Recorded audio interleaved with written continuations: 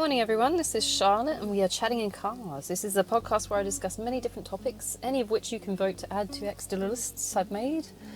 I've got a baggie full of topics, which some are good and some are bad and some are just bullshit, so it's up to you.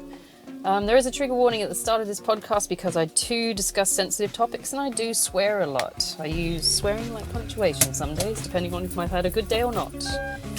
I am backing up, so you will hear beeping and all kinds of crap because I am driving and talking at the same time. Hopefully it will help my brain wake up. The topic I've chosen for today is choice of employment, which is very appropriate, I think, considering I'm driving towards my job, as you do on a Thursday. My choice of employment is teaching, primary school teaching. So I'll teach kids at about kindy through 7. I'm legally allowed to teach. Although the schools in Australia have swapped over from having year 7s in primary school and sending them up to secondary school. So at the moment, I'm just exposed to K through 6. I can tell you that teaching kindy is very fucking wearing. And at the same time, teaching year 6 is very fucking wearing. So in the middle is the ideal situation. Maybe year 1, 2s. By year 2s, they become a bit more aware. Year 1s, they're still a bit babies. But why did I go into teaching? Oh God, all right. Besides coming from a, fucked up background, I teach in the same area I grew up in. So I went into teaching because I had some amazing teachers who were more parents than my actual parents. I remember one particular, there's about 5 actually. I had Mrs. Clark in high school. She was amazing, Scouse woman. I think she was Scouse, or she was Manchester based. But she was a very lovely woman who taught us science. I went into teaching because of her. I used to have Mr. Murdoch, who was just a lovely male father figure. Mr. Rogers from Edinburgh, he was lovely. He taught us in high school, he taught us tourism. And Mrs. Sarich, she was awesome as well. I think she was a Mrs. I don't know, she was one of these weird hippie ladies. Turned up and she lived in a caravan in the back of the school, so it's like, okay, she's cool. It's like, we didn't take her as trailer trash or anything. She was just like this weird alternative teacher and she lived in the back. It's kind of like Hogwartsy kind of lifestyle. It's like, she must be like into something back there. I hope it wasn't drugs. Is there really drugs in the area? Anyway, so these were my role models growing up when I didn't have role models at home. Besides the fact that I went into teaching because, at the start of the teaching, I was kind of like a big kid. I was in my 20s. When did I finish? I must have finished 2010. I started work, so I would have been about 25. I think 25. I don't know, 37 now. But I still had that level of immaturity where it was a fun idea to go and hang out with kids all day, and it was going to be a fun experience because we were doing like fun stuff and yeah. After teaching for 12 years, that mindset changes. So, the reality is it's a hard graft. So, yeah, I can do I've done a whole podcast on that actually, why teachers are leaving and stuff like that. So I won't, bullshit on about that. My initial choice, when you think about when you're a kid and the things you want to do when you grow up, I mean, besides my, first mission to get out of the abusive house I grew up in, after that, when it came to employment, I was absolutely adamant I wanted to be a vet, and everybody wants to be a fucking vet when they're kids. Everyone does, if it's not an astronaut or some shit like that. So I was like, I love animals, I want to do vet stuff. So I went into the science books hardcore. My dad would find these, because he's an op shop fiend, particularly for books. He'd bring back all these vet books, so I'd be looking at biology pictures and shit like that from a young age. He's got a weird way of showing affection. He's a complete berserker, but at the same time, if you say you like something, he would try and find it for you. And it's like, what? Weird parenting. Anyway, whole different podcast on that. But I'd be looking through these like proper big science manuals for veterinary sciences and things like that. And I'd be looking at the pictures and stuff, and I got really hooked on the content and wanting to have animals and the science behind it from a young age. So I wanted to be a vet. I didn't realize that you would have to, do things like put animals down and, experiment on animals at some point and things like that. So growing up, that was my initial idea, and then I changed it because I'm like, I'm not interested in that anymore. I don't want to hurt animals. then I went on to environmental science because I was like, oh yeah, this is pretty cool. It was a pretty relevant topic. And it's important that we start doing something about the environment. And I went to an environmental community school. It started off an environmental community school. I think they lost the idea of that as I went through the high school. I was there from year 8 to year 12, so the full length of it. And it started off as a community, for like disadvantaged sort of kids. Environment school, so we were looking at things that were promoted, positive environment, pollution, all that crap. I don't remember carrying that on past year 9. After that, it was kind of just like it lost the charm. It just became sort of like a holding day. I mean, it was a good one. It was no way as rough as it is now. I went back to my high school and my primary school a few years back to do some work there. Oh my God. Okay, things have definitely changed there. There's a lot of roughness there now. The kids are, how do I put this gently, damaged? Like severely damaged to the point where everything's a fight, like a proper big fight, getting them to do anything. They don't want to be there if they do turn up. It's rough now, rough. And of course, you're coming from an area where there's like meth parents and stuff. So it's not their fault. They're coming through some fucked up shit, possibly more than I went through. So it started off with a nice idea, and I want to do environmental science. So I went into environmental science. I started off at uni in general arts because whilst I had done my foundation course, in uni you start with a foundation course and it gives you like insight into what uni life is going to be like and the kinds of things that are required of you and study load and shit like that. So I did that in year 12 because it was meant to be part of this initiative where we get, kids from low economic areas into uni. It was a bridging sort of thing, but it was like a early bridging thing, whereas if you apply as a mature age student, you do it after you've, either dropped out of high school or something like that. I went in on merit, basically, because they saw my grades and they went, oh, okay, grab her. So I was doing my TE, which is the entry into uni, as well as the first unit in the uni course in high school. So I must have been doing something right? Besides the fact that I had a load of weird shit going on at home and stuff, and just, it was a crazy year. But that was great because the initiative gave you an idea of what to expect, and I loved it because I valued school more above home any day. I felt safer at school, just because the fucked up home life I had. So in school I did all right, and I started in general arts.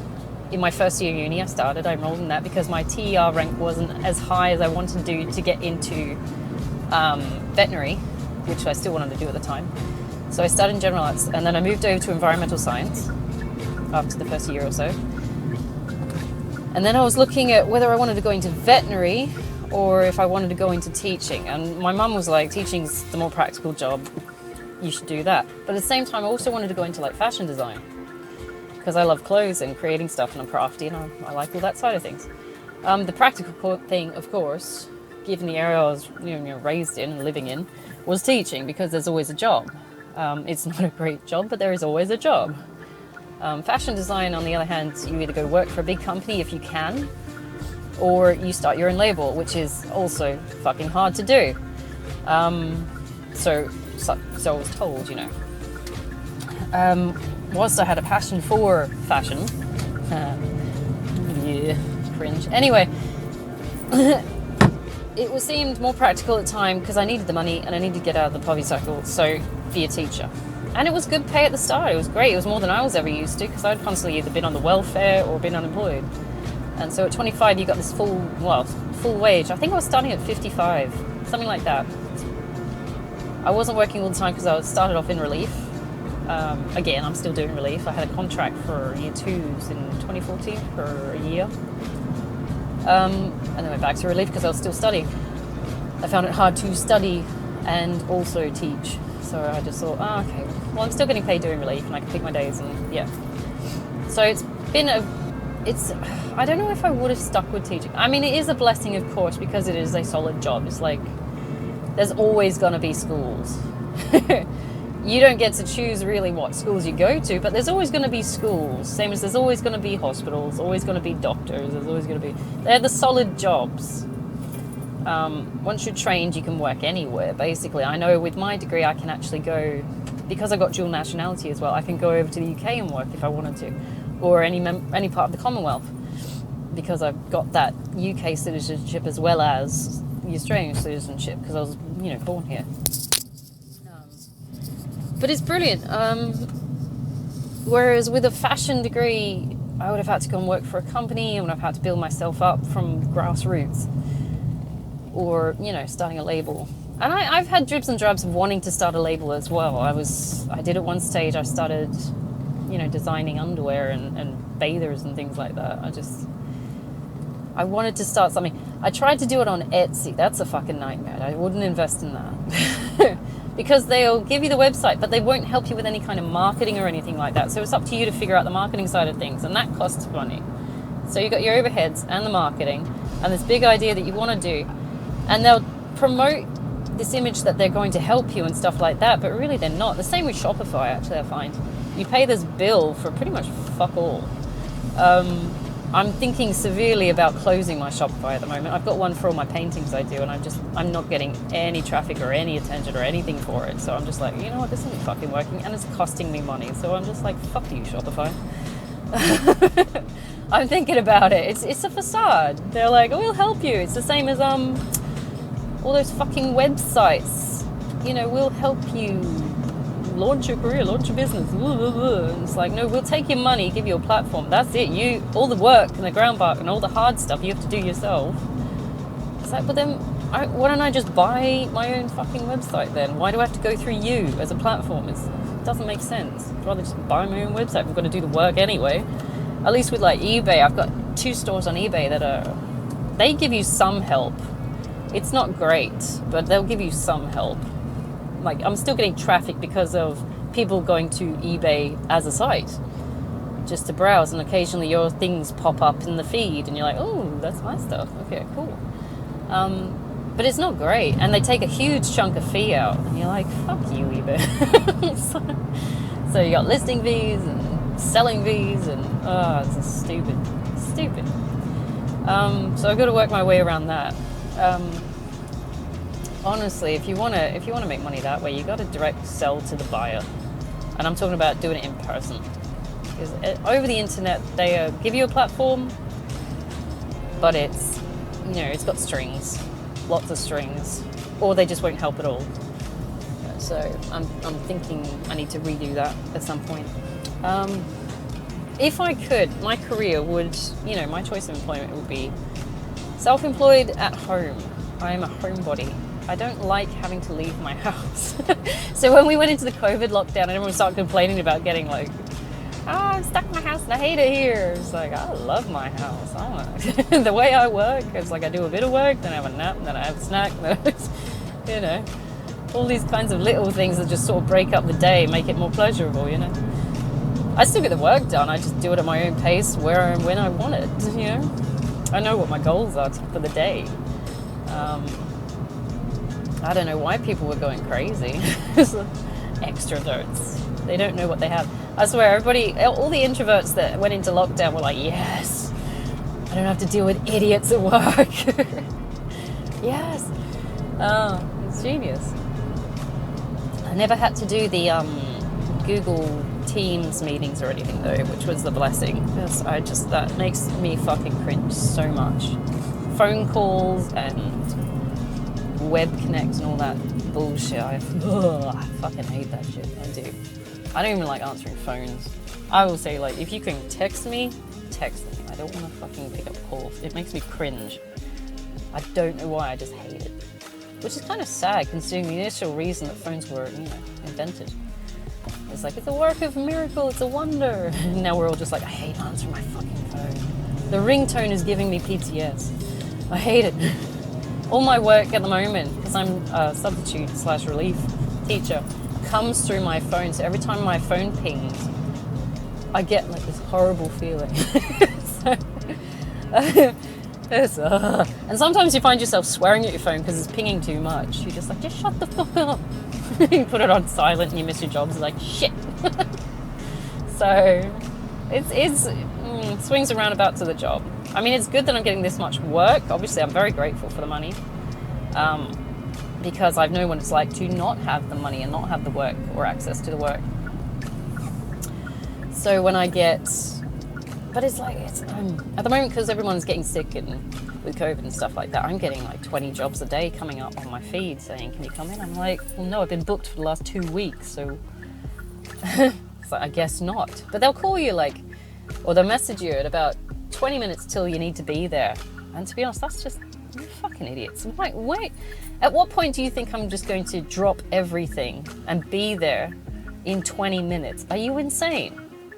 It's like, no. And I turn down those jobs, definitely. And there are some schools I just won't go back to because they're assholes and their admin doesn't support the staff. So it's like, well, fuck you, especially with behavior issues.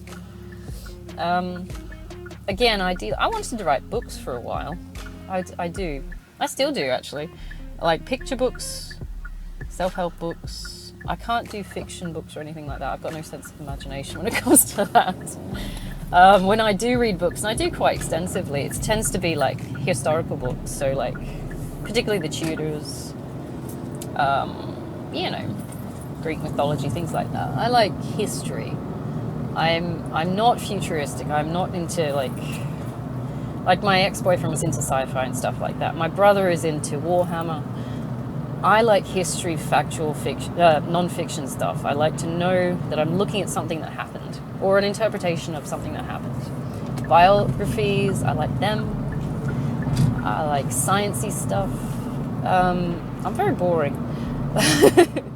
I've also read things like The Hobbit and stuff like that, of course. So, I've gone through the pop culture stuff. But when it comes to, steady reading, it tends to be something that I either already know partly about and I want to expand on what I already know, or, something that's piqued my interest because I've seen it attached to something else and I'm like, okay, so now I need to know more about that.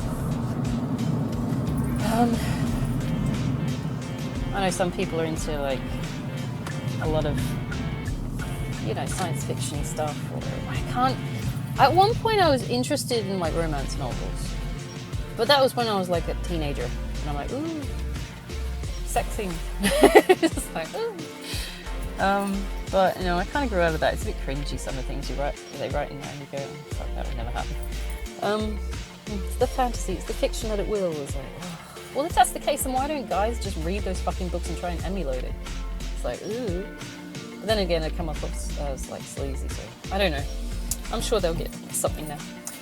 But I wanted to do picture books when I was, a few years ago actually. I wanted to do picture books for kids because I'm like, well, I can bang a couple out in a week and just send them on. If they get published, they get published. And I'm thinking about still doing it because I like the, creating of things for kids as well, because I work with kids every day.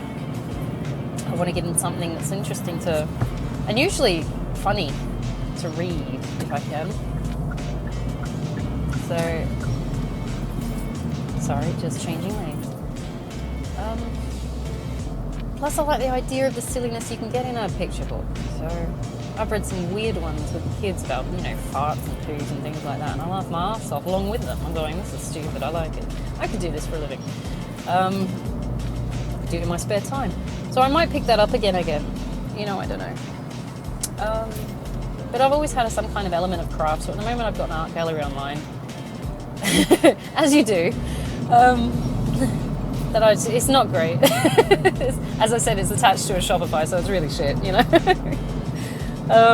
but it's all, I like painting, so I'll do painting before I go to my teaching job, and I'll do a bit of, resource creation for my paid teachers account when I get back from work after I've eaten, and these are my little projects, and I like doing these kinds of things.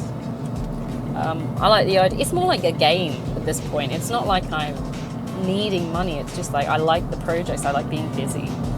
So I'll work on those.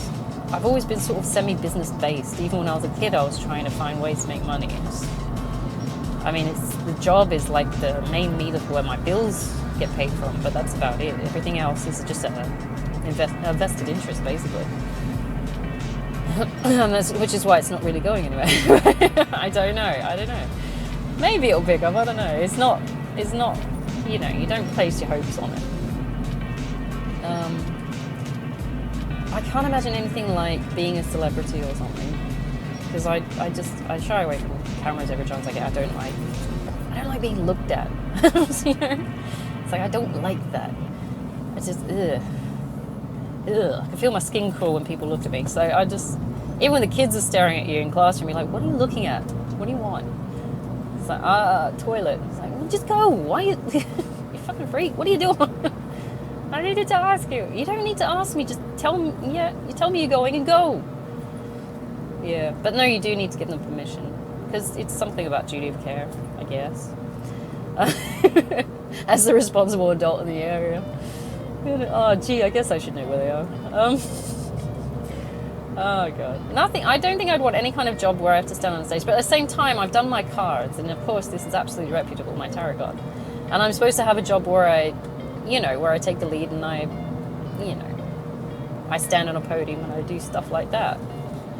And I have to be publicly recognized. And I'm sitting there going, are you shitting me? This is, like, the worst choice of job for me, because I can't speak to save my life. I don't like public speaking, and I'm shy as fuck in public. I'm not good at it. I can't speak. I stutter when I overthink, so you can hear it when I'm recording. You'll hear my stutter kicks in because I'm just trying to get the words out. I've been selective mute since I was a kid, so when I'm really stressed and emotional, I can't vocalize my words. So you'll find like I'm pausing during my speech. It's just ridiculous because I'm nearly 40. So I'm pushing the words out, trying to get my idea out as well at the same time. Can you imagine that on the stage, like trying to talk to people and you're like stuttering and pausing and it's insane. I can't imagine. I mean, I've done recordings like for these podcasts and things like that where I'm trying to talk and I freeze up and I have to go, try and find a way to break it. And it's usually by swearing. So that's just not cool. I don't want to do that because you fuck up the podcast. I mean, the moment I'm not editing these at all, so you will hear me swearing, you will hear me stuttering and my brain glitching and things like that. So, I'm a fucking idiot. Red P just cut me off. I hope he died. That's not nice. I don't care. What's the point? I'm sick of assholes. He's driving like an idiot. Sorry. Yeah, I'm driving and I'm watching people driving like an idiot. Oh, I'm a connoisseur of consequence. If I see stupid, I want something to happen. I should be more tactful in that, but at the same time, I'm like, we all have autonomy, we all have a conscience, we all have the ability to reason, use common sense. And when I see a fucking idiot doing what he just did, I'm like, you know what? Let it happen. At this point, is it a tragedy or is it just an inevitability? I don't know. It's not an accident, it's an incident. And an inevitability in some cases, yeah. Anyway, that's horrible, isn't it? I don't know. I'm not an evil person, I am a connoisseur of consequence. It's like if someone is an asshole, I want them to get served. Maybe that's why I should be like a police person or something, I don't know. Someone acting like an idiot in traffic, I can go book them, it would be brilliant. Or I could be a judge or something. I'm good at judging people. If someone's murdered someone, it's like, well, you fucked that one up, didn't you? Bye-bye. Prison time. Or execution, depending on what country and state you live in. Oh, good God, what a dark thought. Anyway, it's only Thursday. What choice of employment? So I'm supposed to be, according to my tarot cards, which is, I take with a pinch of salt these days. Yeah. I'm supposed to be having some kind of public job where I lead or I do something like that, and I'm sitting there going, you clearly don't know me. I hide at most opportunities, so it's like maybe that's my learning curve for this lifetime. It's like you have to find a way to lead and get past all your insecurities and your shyness and your inabilities and find a way. I'm going, that's okay, I might try this again in the next life, I don't know. I'm not one for a bit part though. I don't like following. I know that much. So I'm in that weird in-between area where I don't want to lead particularly, but I don't want to follow. I don't like following. So I situate myself in a job, which is like a mid-ground bit. It's like I lead in the classroom, but I unfortunately have to follow like a deputy's advice or orders, I guess. I don't know. But I lead when, you know, they're not looking. I can just get on with it. Physically active jobs. I've had a lot of physically active jobs. I used to work in a plantation. That was fun. It was fun. I mean, I don't want to, you know, make it weird. But it was called the Seedling Factory, and it was cool because all we did was gardening all day. And we were moving these big fucking trays of plants and shit like that. I got a few cuts and bruises from that. You fuck up your fingers and stuff like that. Pull your back out and shit like that. But I liked the greenness of it. You could just, you know, put some music on and just chill. And you're sitting there. The best part was sitting like in a spring day, nice weather. And all you're doing is just picking out the second plant. Because, you know, when they plant seedlings, they don't, you know, plant one seed at a time. They plant a few to see which ones grow. And then they pull out like the extra ones. So if there's 2 shoots that grow, you'll pick out one of them and then let it grow into full size, and you sell that one on. Any extra ones go on the fertilizer pile. So you just sit there on a spring day and you just be doing that for hours, and you're like, this really fits with my autism because I love the routine and the rhythm, and you just get stuck into this one bit job and you just keep going for like 8 hours, 12 hours or something like that. You have a break and then you go back again, you know. I liked that side of things. I mean, it was shit in summer because it's 45-degree heat in Australia and you're still having to do the same physical stuff. And it sucked in winter because it's like torrential rain and shit like that, and you're still having to do the same fucking work. But it was, in that midpoint, it was nice. And I've done like factory work as well. So I worked in a bakery, this place called Mills and Wares. And it was a great factory where I got to work with my sister for a bit as well, because we were doing, you know, fill-in job shit. Because we were students and we didn't have any money, so we'd just do fill-in job, casual rate. And I got to work with her, and we used to have like butter fights and stuff. That's probably why they didn't ask us back. We were just throwing butter at each other. We were supposed to be greasing pans. Slightly irresponsible. But the guys that worked with us loved it. It was hilarious. It's like, I don't know if they were watching us be irresponsible, but we were young kids. It was only in our 20s. It was just a repetitive job, so we used to get together, have a laugh, and throw butter at each other. But I liked working there. It was a nice smell. I made a shitload of Swiss rolls and chocolate puddings and things like that. You never got any free stuff, though, I noticed. I found that a bad part of the job.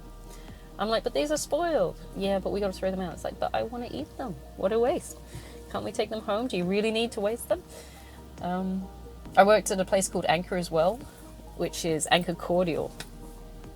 It wasn't just cordial, though, which was what we call squash in England. It's syrup that you add water to, and it's, you know, you drink it, obviously.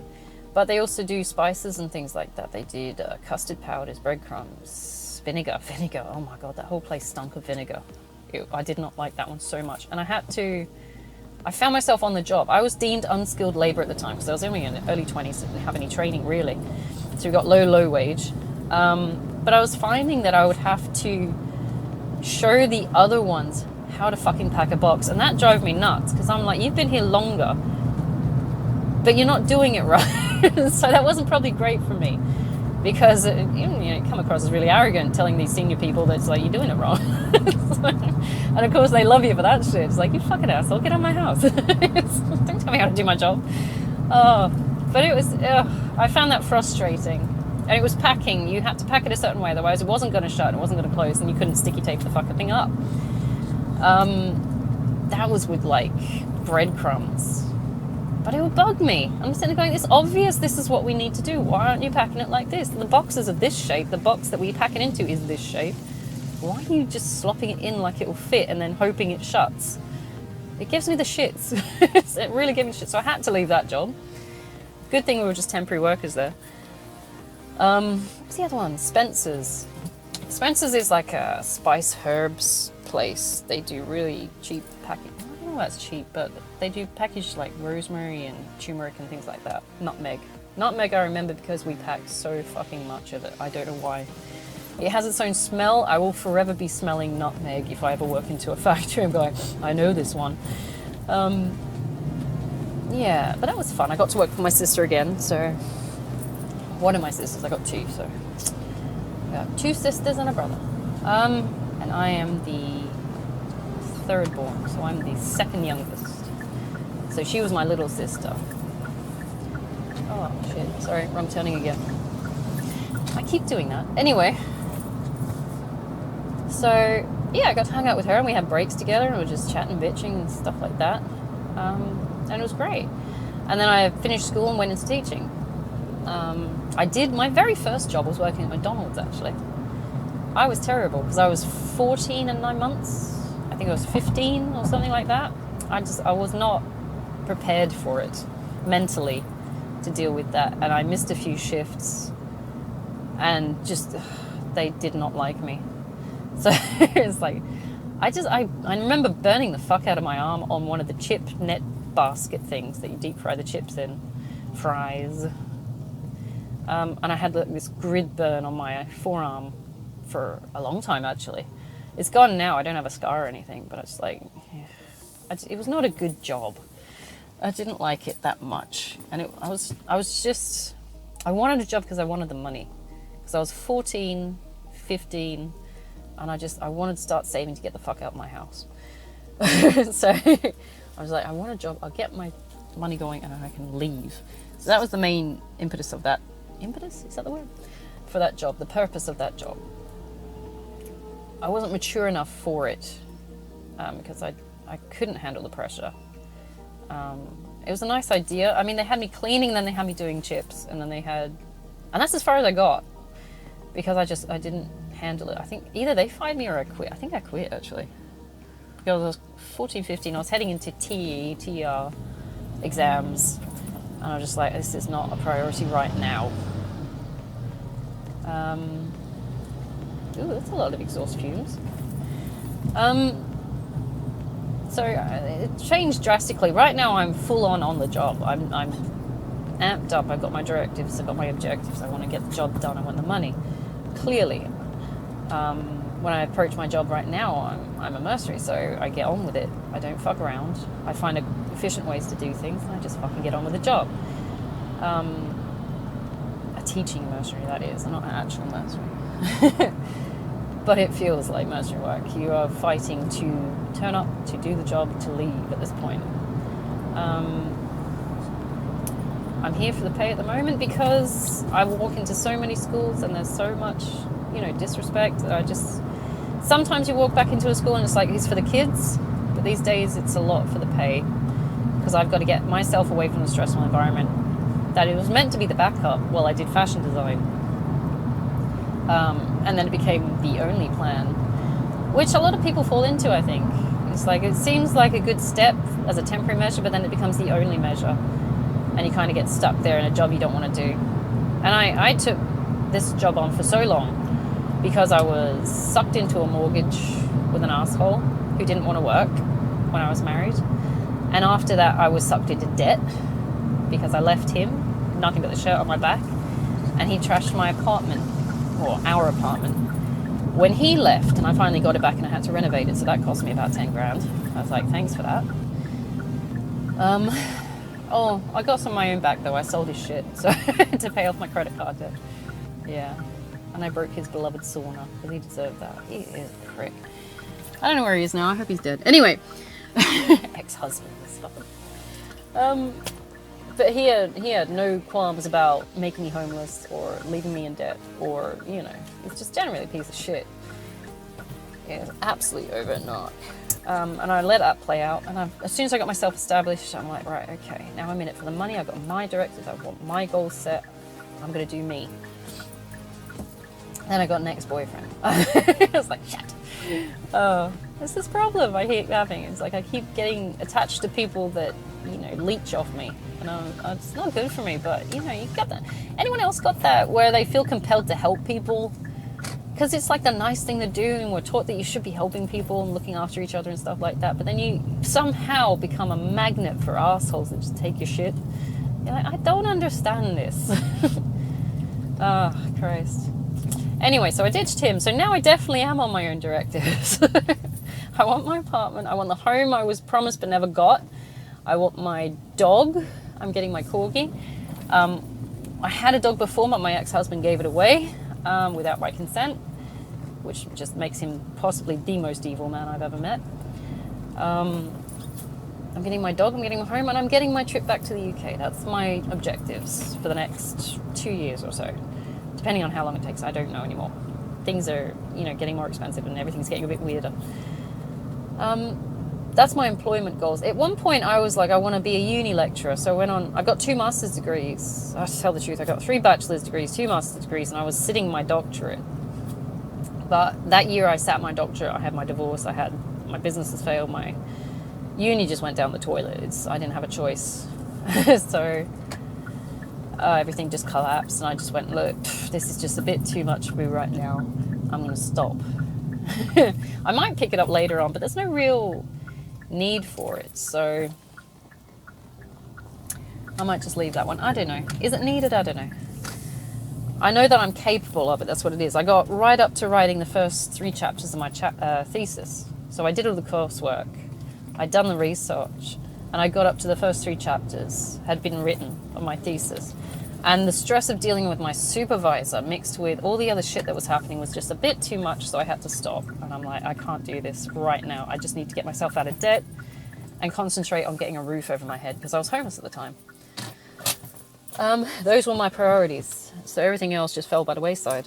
Right now I'm looking at getting my proper home. One that I can just stay in and not have to get evicted from, because I just got evicted from a house that I was living with my ex-boyfriend. So I'm not doing that again. That was like a last minute eviction as well, because I didn't even know we were getting fucking evicted until, I brought it up with the dickhole I used to go out with. And he wasn't going to tell me. So I'm like, you fucking bastard. So yeah, now I'm relying on myself and looking after only myself at this point until the corgi baby comes. I am more clued into what I need to do and how to get there. I'm feeling very self-sufficient. So those are my employment goals. I used to want to get my level 3 for the extra money, but at the same time I'm like, it's a lot of hassle. And I'm not real commitment to teaching anymore because it's become too stressful, more of a joke at this point. So, whilst I love my kids, the job itself is shit. And I'm more than willing to drop it at any point if something better comes along. I'm not committed to this job. Anyway, so I'm hoping something else works out. So, what to take away from this? When choosing a choice of employment, yes, you do need to look at the practical side of things, but choose a job that you can actually live with. I'm having trouble living with my job right now because it started off as a good idea and then it became the only idea, and then I got sucked into this abyss of extra shit that happened in my life. And I have no real choice of, finding a way out. Education is a way out. You could go back and retrain if you wanted to. But bear in mind, it's going to cost you. Like, you're going to lose money while you're working if you do stop working altogether just to train. I'm tempted to go back to uni, but at the same time, it's just yet another fucking degree. And it's like, do I even use them? So, I mean, I've used one of my 5 degrees in my entire life, and it's the basic Bachelor of Education. That's it. And it's got me a job, and it's got me everything else I want. So you don't need to excessively train unless you're going to the higher echelons of anything. And my student loan debt right now is phenomenally bad. So I don't want to even think about how much that is. So yeah, look at it practically. Don't go, oh, I need all the prestige and all that shit. What are you actually going to use? Otherwise you'll end up with a big debt that you're not able to pay off, or not, and things change as well. Maybe your circumstances change, so you don't want to be that invested in that particular field, or something like that. And if you've got a day-to-day job that's just cool and you can chill, turn up, hang out with your friends, and then go home at the end, and more power to you, because I would love one of those jobs at this point, just hanging out with my friends. I mean, I don't know what the pay would be like. I'm working to get paid at this point, and it sounds very materialistic and probably not very ennobled. But it's like, I've got to get somewhere, because I'm nearly 40 now, and I've had to recreate my life that many times at this point. I'm just fucking fed up, and I want to get something. And if I have to get somewhere on my own, so be it. I'm not bitter or angry or anything. I'm fed up. That's it at this point. Because I've been divorced. I come from an abusive house. I've just come through so fucking much.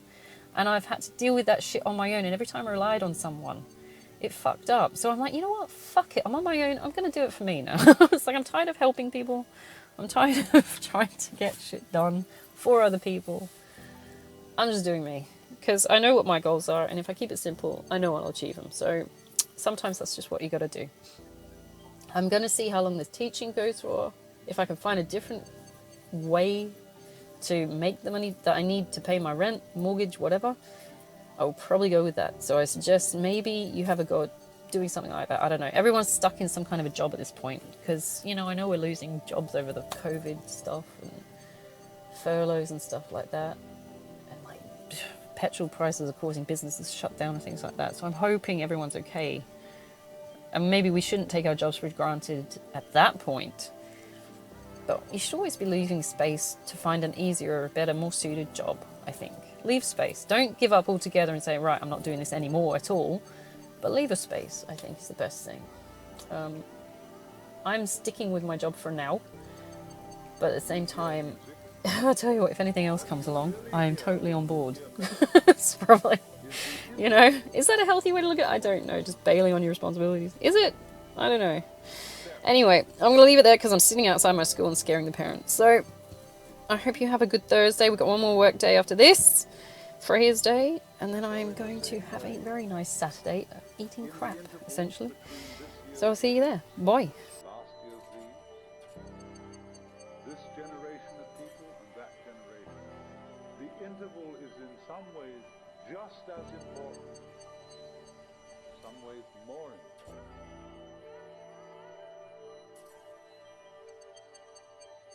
than what it's between.